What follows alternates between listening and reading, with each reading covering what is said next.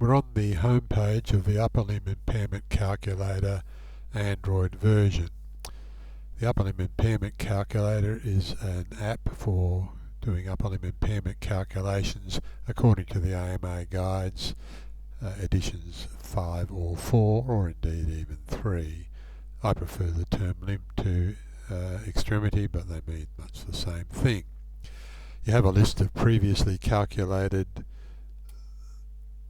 reports on the first screen there, and they can be searched by tapping on the magnifying glass and typing in the name. To start a new record, you tap on the plus sign down the bottom and you're taken to the patient detail page. You type in the name. To get from one line to the other, you can either tap the green button here or tap on the line directly. To select the date of birth, you tap on pick date and select the date of birth from the calendar. The default gender is male and the default side is right. They obviously can be changed as you wish. The default body part is thumb, and to see the other body parts you tap on thumb and you get a drop down list. Other in this list means major upper limb amputations proximal to the metacarpophalangeal joints. If you open that, you'll get a chance to put in the value of that amputation.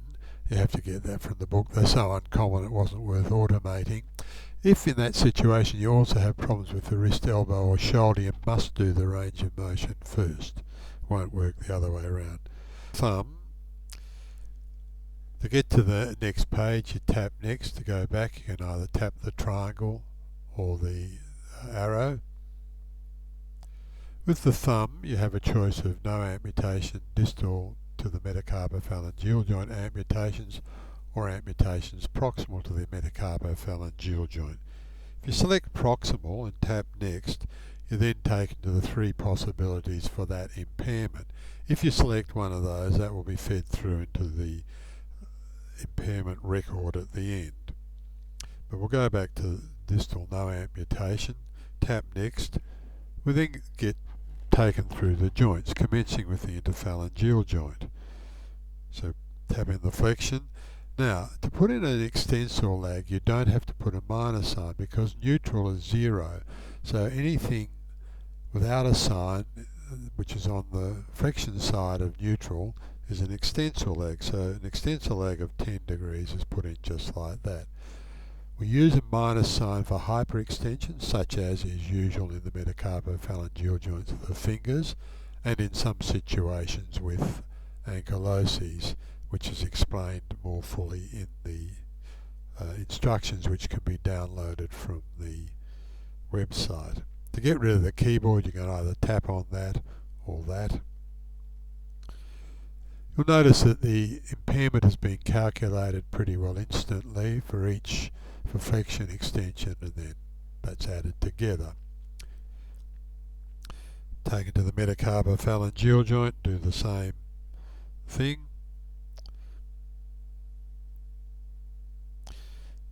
Get rid of the keyboard, tap next.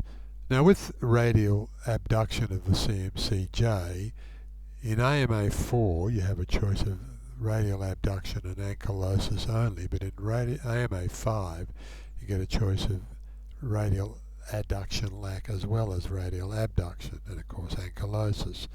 The upper extremity impairment record hasn't been modified to reflect that change.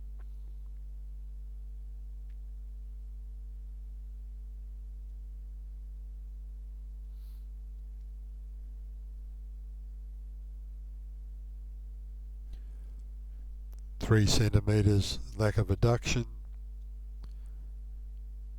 6 centimetres opposition. Now when we come to amputation, I've always had some difficulty correlating a patient with the drawing in the book, even if I've got an X-ray. The impairment for amputation is a straight line relationship for any one phalanx, so it lends itself to direct measurement. So what we do with this app is we measure the length of the amputation stump, in this case the distal phalanx, and we compare it to the unamputated contralateral thumb distal phalanx. And we get a result of 7% in this case. Tap next, taken to sensation. Now, sensation we know is a proportion of the amputation, with differences on the radial and the ulnar side, and whether it is partial sensory loss or complete sensory loss. I prefer the term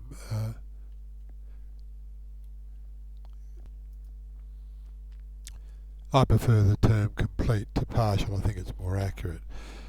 This radial level is the most proximal level of the sensory loss, and that is treated like it were an amputation stump. So if the whole of the distal phalanx of the thumb is numb, then that level will be 0.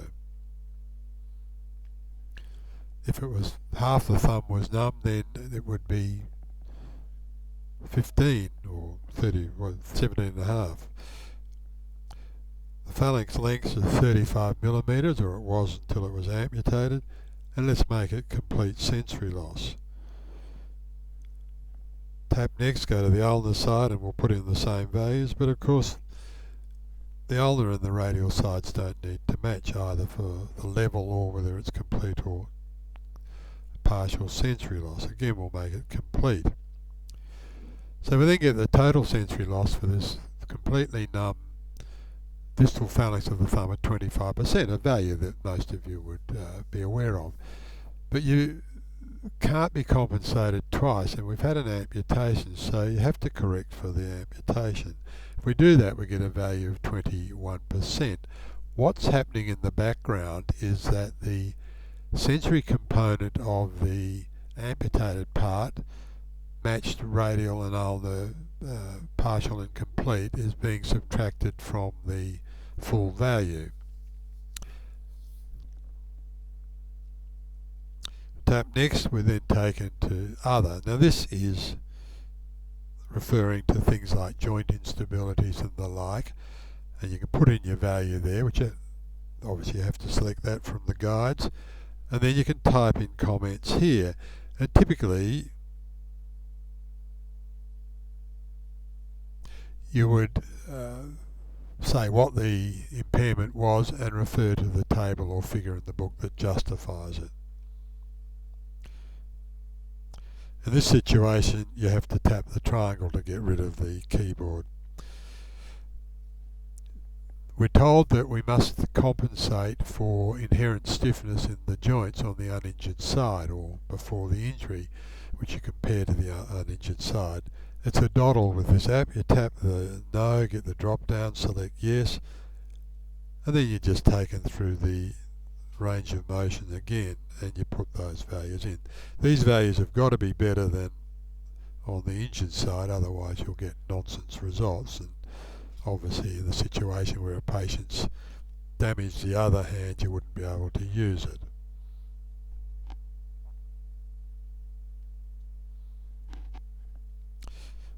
These values that I'm putting in here, or these impairments, will be subtracted from the raw injured impairments.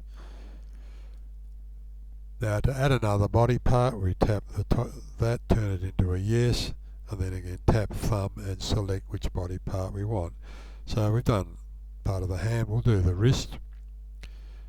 Again, we run in the values.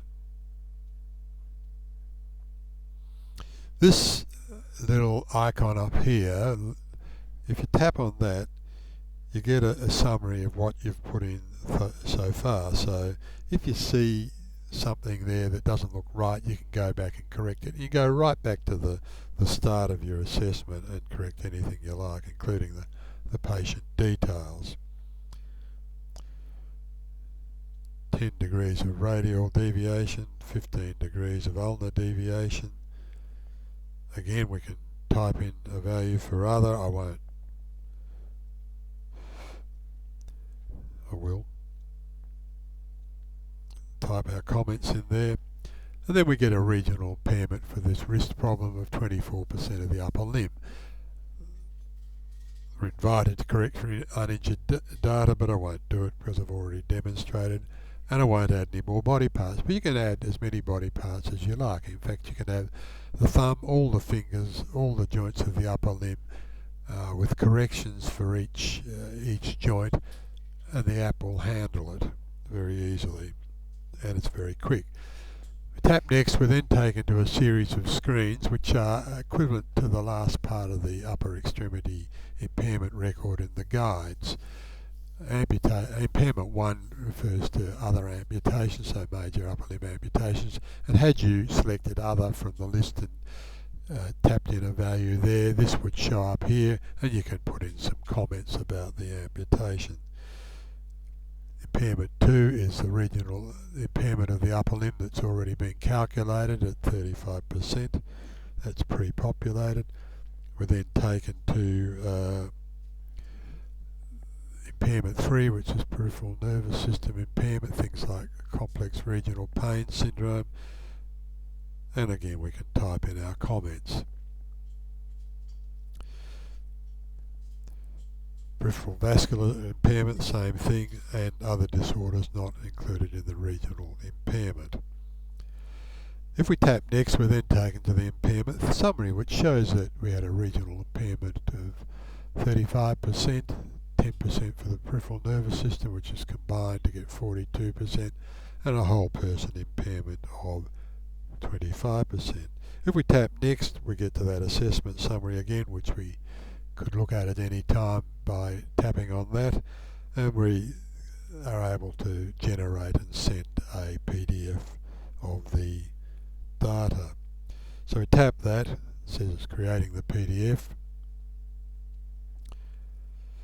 and you don't actually have to send it, you can just tap on the background and it will show up. To find our patient, we tap on the magnifying glass, start typing in his name, and there he is, John Smith. Now this report is a little difficult to read in portrait mode on the screen, but typically you would print it out in landscape mode as a A4 or whatever size you normally use, and so it's easy to read then. I'll magnify it up. The patient details are all across the top there, including the date of the report, which is automatically generated. But if we expand it, you can see that for the interphalangeal joint we refer to figure 1612. We have the injured range of motion and impairment, the uninjured range of motion and impairment, and the corrected values. And it's the same for all the other joints. The same with amputation, we have figure 16.4, and for the thumb sensory loss we have figure 16.6 and table 16.6, and the fact that the value has been corrected for amputation. Other impairments, our comments will be down there. They can only put a short comment in, 4 lines.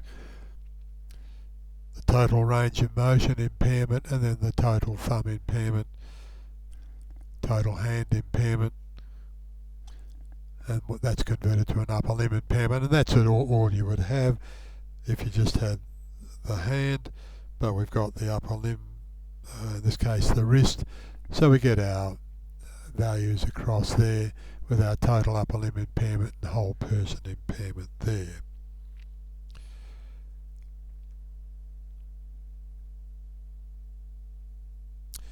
If we click up here, we're taken to the About screen, and it has the website address there. This app has been thoroughly tested, and we think it's accurate.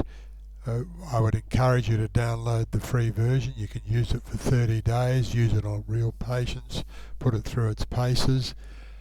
If you have any suggestions or criticisms or discover any errors, please let us know. We're keen to hear about them, and I thank you for watching.